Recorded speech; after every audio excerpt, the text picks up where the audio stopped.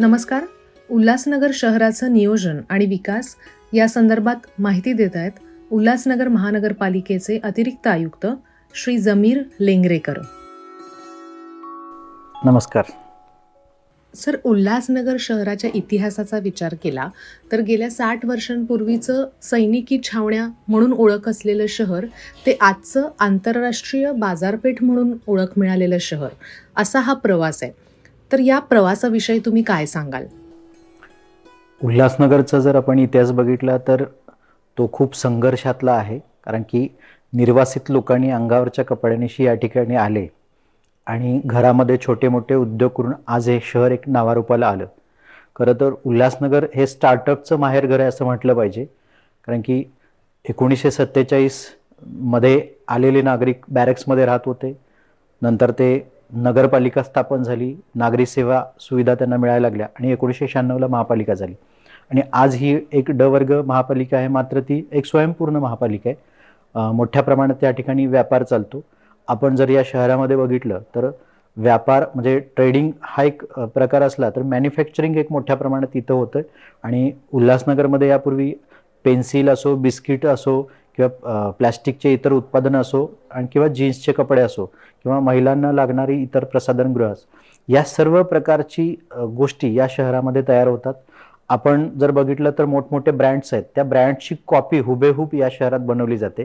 खरं तर या शहराला म्हणजे डुप्लिकेट असं जरी म्हटलं असलं तर ही एक कला आहे की जे त्याचप्रमाणे हुबेहूब बनवायचं. कुठल्याही प्रकारची यंत्रसामुग्री किंवा तंत्रज्ञान नसताना सुद्धा या शहरामध्ये अशा प्रकारच्या वस्तू ज्या नागरिकांसाठी एक स्वस्तात उपलब्ध करून दिल्या जातात. त्यामुळे शहर एक व्यापारी शहर म्हणून एक चांगलं शहर या 60 वर्षामध्ये निर्माण झाले. सर, उल्हासनगर शहराच्या दळणवळणाचा विचार केला तर रस्ते, उपरस्ते याचं नियोजन कसं सुरू आहे? खरं तर आपण सिमेंटच्या रस्त्याचा जर इतिहास बघितला तर भारतात पहिल्यांदा सिमेंटचे रस्ते या शहरामध्ये 1990च्या दशकात झाले आणि ते मागच्या 30 वर्षापासून या शहरामध्ये हे रस्ते अतिशय मजबूतीनं म्हणजे दिसतात आपल्याला. या रस्त्यावर खड्डेसुद्धा पडले नव्हते आणि हीच कॉपी पूर्णतः अनेक शहरामध्ये केली जाते आणि सगळीकडे आता सिमेंट कॉन्क्रीटचे रस्ते बनवले जातात. तर उल्हासनगरचं क्षेत्रफळ 13.5 स्क्वेअर किलोमीटर जरी असलं तरीसुद्धा या शहरामध्ये छोट्या मोठ्या गल्ली आणि रस्ते आहेत. खरं तर 1974ला जो विकास आराखडा झाला आणि महापालिका झाल्यानंतर तो 2017ला पुन्हा नव्यानं केला. 2019ला अंतिम विकास आराखडा मंजूर झाला. विकास आराखड्याप्रमाणे शहरातले रस्ते विकसित करण्याचं काम सुरू आहे आणि आज रोजी मुंबई महानगर प्रदेश समिती जी आहे MMRDA यांच्या माध्यमातून आपण एकूण 8 रस्ते आपण या शहरामध्ये करतोय आणि हे युद्धपातळीवर रस्त्याचं काम सुरू आहे. एकाच बाजूला भुयारी गटर योजना सुद्धा सुरू आहे आणि पाणीपुरवठ्याची योजना सुद्धा सुरू आहे. त्यामुळे आम्ही या तिन्हींचं एकत्रीकरण करून टप्प्याटप्प्यानं कामे करतोय, जेणेकरून झालेले रस्ते पुन्हा खोदून त्या सुविधा देण्याच्या ऐवजी अगोदर या पायाभूत सुविधा करून नंतर रस्ते करण्याचं नियोजन केलेलं आहे आणि आपल्याला एक वर्षभरात या 2 वर्षामध्ये या शहराचं पूर्ण कायापालट झालेलं दिसेल. वाढती लोकसंख्या हे कुठल्याही शहराचं आव्हानच असतं. उल्हासनगर शहराच्या बाबतीत सांगायचं झालं तर या वाढत्या लोकसंख्येच्या आरोग्याचा प्रश्न सोडवण्यासाठी नेमकी महापालिका काय काम करते आहे, कसं नियोजन करते आहे? उल्हासनगर शहरामध्ये खरं तर ही 6-6.5 लाख लोकसंख्या आहे आणि या लोकसंख्येसाठी पुरेसे दवाखाने या शहरामध्ये निर्माण करण्याचं काम महानगरपालिकेच्या वतीनं केलेलं आहे. महानगरपालिकेचं स्वतःचं हॉस्पिटल नव्हतं, मात्र 190 बेडचं हॉस्पिटल तयार आहे. त्याचं निविदा प्रक्रिया झालेली आहे आणि लवकरच हे हॉस्पिटल कॅशलेस स्वरूपात नागरिकांना उपलब्ध होणार आहे. या हॉस्पिटलमध्ये अतिशय गुंतागुंतीच्या शस्त्रक्रिया असतील, प्राथमिक उपचार केंद्र असतील किंवा इतर माता बालसंगोपन असेल, या सर्व सुविधा एकाच छत्रछायेखाली मिळतील. या व्यतिरिक्त आमच्या इतर अर्बन पब्लिक हेल्थ सेंटर देखील सुरू आहेत. त्याचं बळकटीकरण करण्याचं देखील काम सुरू आहे. त्या व्यतिरिक्त शासनाची आपला दवाखाना ही जी संकल्पना आहे ती देखील या शहरामध्ये आम्ही सुरू केली. एकूण 45 आम्ही जे आपले दवाखाने आहेत ते उभा करण्याचं काम टप्प्याटप्प्याने सुरू केलेलं आहे. आम्ही याच्यासाठी आत्ता 7 ठिकाणी सुरू करण्याचं प्रपोजल मान्य झालेले आहे. त्यातले 3 कार्यान्वित झालेले आहे आणि येत्या 6 महिन्यात उर्वरित देखील कार्यान्वित होणार आहे. कोरोनासारख्या कठीण परिस्थितीमध्ये या शहरामध्ये आम्ही खूप मोठ्या प्रमाणात नागरिकांना वैद्यकीय सेवा दिल्या, त्यामुळे या शहरामध्ये संसर्ग होण्याचं प्रमाण मोठ्या प्रमाणात कमी केलं आम्ही. आणि या शहरामध्ये हॉस्पिटल्स आमचे स्वतःचे नसताना सुद्धा आम्ही खाजगी हॉस्पिटलच्या भागीदारीमध्ये आम्ही नागरिकांना वैद्यकीय सेवा दिलेल्या आहेत. सर, शहर विकासासाठी लागणाऱ्या आर्थिक नियोजनाकडे आपण आता येऊया. शासनाकडून मिळणारा निधी आणि स्थानिक स्वराज्य संस्थांचं उत्पन्न, या दोन्हींचा ताळमेळ कसा साधला जातो? शहर विकासासाठी या आर्थिक बाबींचं नियोजन कसं होत असतं? महानगरपालिकेचं क्षेत्रफळच मुळात कमी आहे आणि महानगरपालिका ही ड वर्ग असल्यामुळे आमचं उत्पन्न देखील तेवढं कमी आहे. मात्र खरं तर सांगावंच म्हणजे इथं आनंद वाटतो आहे की आमच्या इथं शहरामध्ये 3 स्थानिक लोकप्रतिनिधी आहेत. तिन्ही आमदार महोदयांचा आणि माननीय खासदार यांच्या प्रयत्नामुळं आमच्या शहराला मोठ्या प्रमाणात भरीव असं शासनाचा निधी मिळाला आहे. आणि माननीय मुख्यमंत्री महोदय जे या ठाणे जिल्ह्याचे आहेत, त्यांनी देखील आमच्या शहराला शेकडो कोटीचा निधी आम्हाला उपलब्ध करून दिला आहे. म्हणजे आमची अमृत प्रकल्पांतर्गत आमची भुयारी गटर योजना असो, ती 426 कोटीची आहे. त्याचबरोबर आमची पाणीपुरवठा योजना आहे, ती 126 कोटीची आहे. त्याचबरोबर आमच्या इतर उपक्रमांना देखील मोठ्या प्रमाणात शासनानं निधी दिलेला आहे.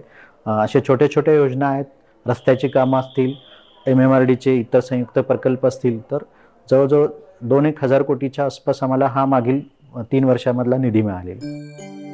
उल्हासनगर महापालिका आणि या शहरात राहणारे नागरिक यांच्यात सुसंवाद घडावा आणि महापालिकेचं प्रशासनाचा जो कारभार आहे तो पारदर्शी असावा, तो नागरिकांपर्यंत व्यवस्थित पोहोचावा, याच्यासाठी महापालिका कशी प्रयत्न करते आहे? हो, नक्कीच. आपण भारतीय घटनेचं सार कल्याणकारी राज्य आहे आणि 74वी घटनादुरुस्ती झाल्यानंतर या नागरी स्थानिक स्वराज्य संस्थांना घटनात्मक दर्जा प्राप्त झाला आणि त्यामुळं या नागरी भागामध्ये राहणाऱ्या लोकप्रतिनिधी आणि लोकांना देखील तेवढं महत्त्व वाढलं. आणि आपण जर महाराष्ट्र बघितला तर पूर्ण भारतामध्ये सगळ्यात जास्त नागरीकरण झालेलं राज्य म्हणजे महाराष्ट्र आहे आणि सुमारे 55% लोकसंख्या ही नागरी भागात राहते. आणि उल्हासनगर ही 28 महापालिकेतली एक महापालिका आहे आणि या शहरामध्ये आपण नागरिकांसाठी विविध उपक्रम करतो. मग ते आम्ही कर विभागापासून ते इतर वैद्यकीय सेवा असतील किंवा अतिक्रमणाची कारवाई देखील असेल, तर अशा कुठल्याही गोष्टी असेल तर आम्हाला नागरिकांशी संबंध येतो आणि त्यांना सुसंवाद साधावाच लागतो. आम्ही जर प्राधान्यानं बघायचं म्हटलं तर आम्ही वैद्यकीय शिबिरं शहरामध्ये ठिकठिकाणी आयोजित करतो. कामगार कल्याणासाठी देखील आम्ही विविध कार्यक्रम करतो. शिक्षण विभागाच्या माध्यमातून शासनाचे जे विविध उपक्रम आहेत, प्रशिक्षण आहेत, ते आम्ही विद्यार्थ्यांच्यापर्यंत, शिक्षकांच्यापर्यंत पोहोचवण्याचं काम करतो. आणि NLM विभागाच्या मार्फत आम्ही बचत गटांसाठी वेगवेगळ्या योजना आणतो.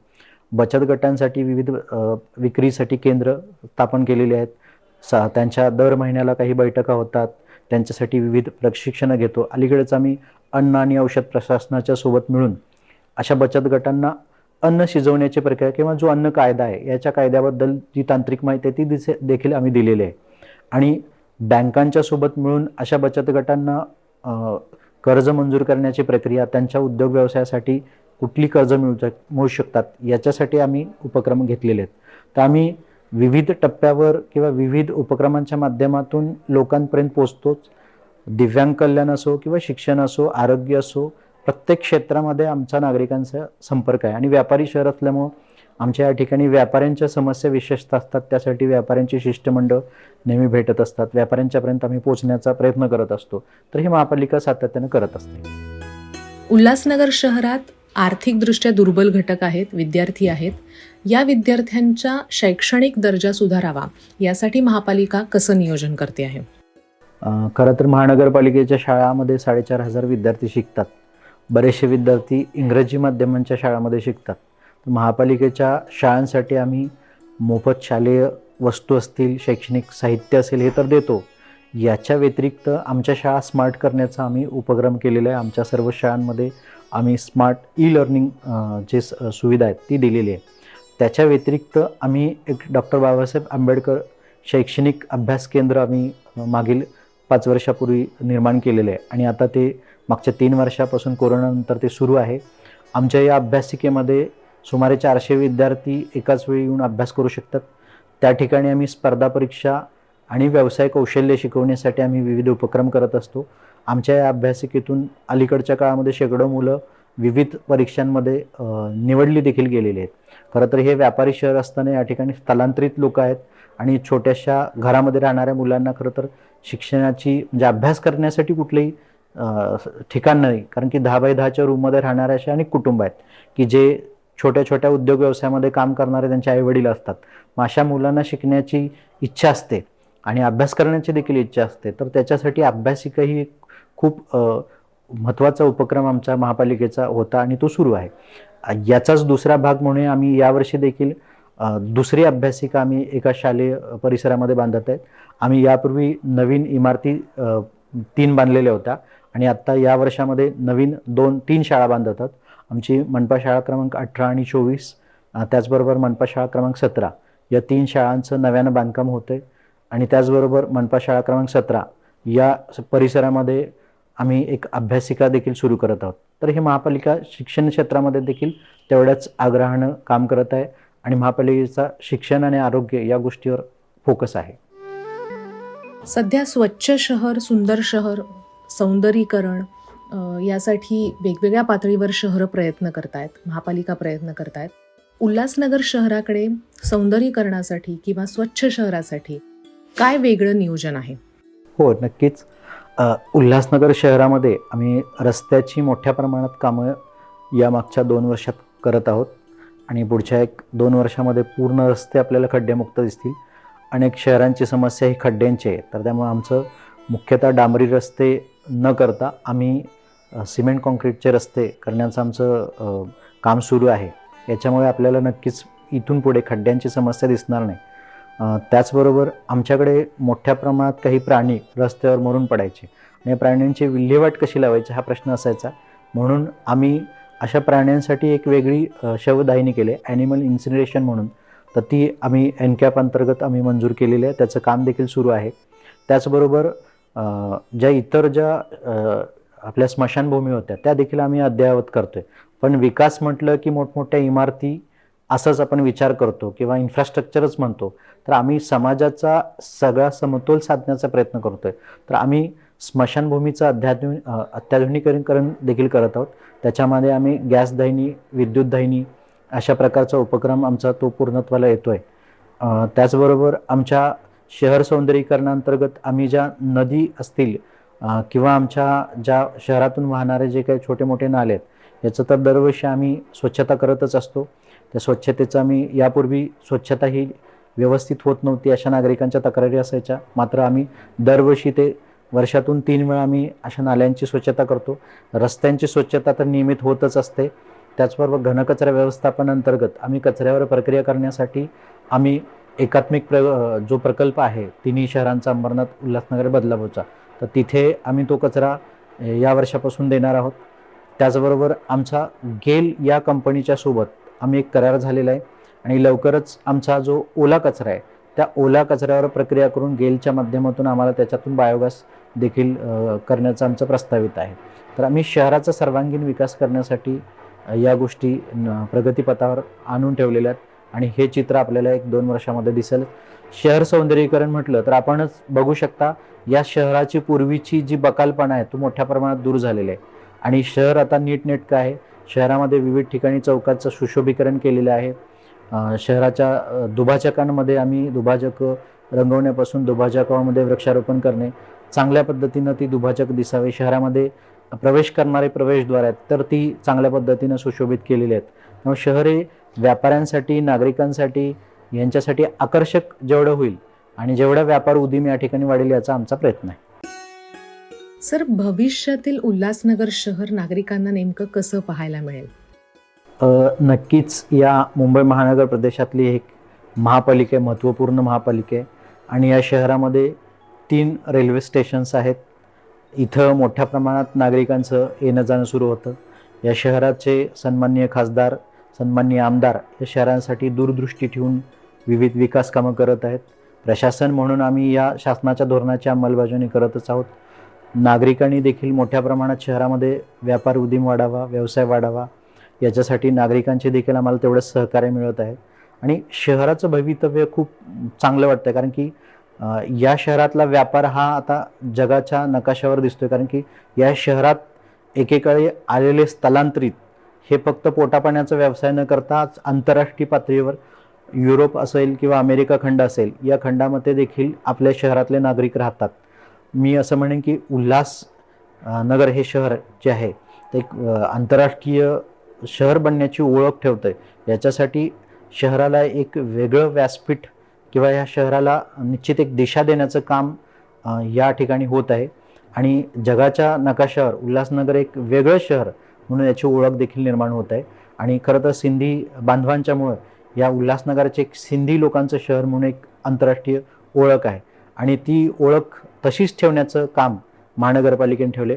सिंधी संस्कृती किंवा सिंधी वारसा आहे तो टिकवण्यासाठी आम्ही सिंधू भवन देखील या ठिकाणी बांधलेलं आहे आणि लवकरच या सिंधू भवनचं उद्घाटन होईल. या शहराची जी संस्कृती आहे ती जपण्याचं काम सिंधी बांधवांच्या विविध चालीरीती संस्कृती हे जपण्यासाठी महापालिका एक वेगळा उपक्रम देखील करत आहे. तर नक्कीच आपण शहराचं जे भविष्य आहे ते चांगलं आहे असं मला या ठिकाणी नमूद करावंसं वाटतं. सर, बदलत्या तंत्रज्ञानाच्या दृष्टिकोनातून उल्हासनगर महापालिका कसं काम करते? हो, नक्कीच. आपण जर बघितलं तर आमच्या सेवा पुस्तकं देखील आम्ही ऑनलाईन करण्याचं काम सुरू केलेलं आहे. आमची शाळा देखील अद्ययावत आम्ही केलेली आहे. आपण जर बघितलं तर उल्हासनगर शहरात आम्ही पहिल्यांदाच भुयारी गटर स्वच्छ करण्यासाठी रोबोटचा वापर केला. माननीय मुख्यमंत्री महोदयांच्या हस्ते या रोबोटचं या ठिकाणी नगरविकास मंत्री असताना उद्घाटन झालं आणि महानगरपालिकेचं माननीय मुख्यमंत्री महोदयांनी कौतुक केलं. आणि अनेक शहरांनी ज्या गटारात उतरून जे कर्मचारी सफाईचं काम करतात याला बंदीच आहे, मात्र अशा गटारामध्ये उतरून अपघात होऊन मृत्यू पावल्याच्या घटना देखील अनेक ठिकाणी झालेल्या आहेत. मात्र आम्ही चारी प्रभाग समितीमध्ये आमचे रोबोट काम करतात, त्यामुळे आमच्या भुयारी गटरच्या स्वच्छतेबाबतीत आम्ही अत्याधुनिक तंत्रज्ञान वापरतोय.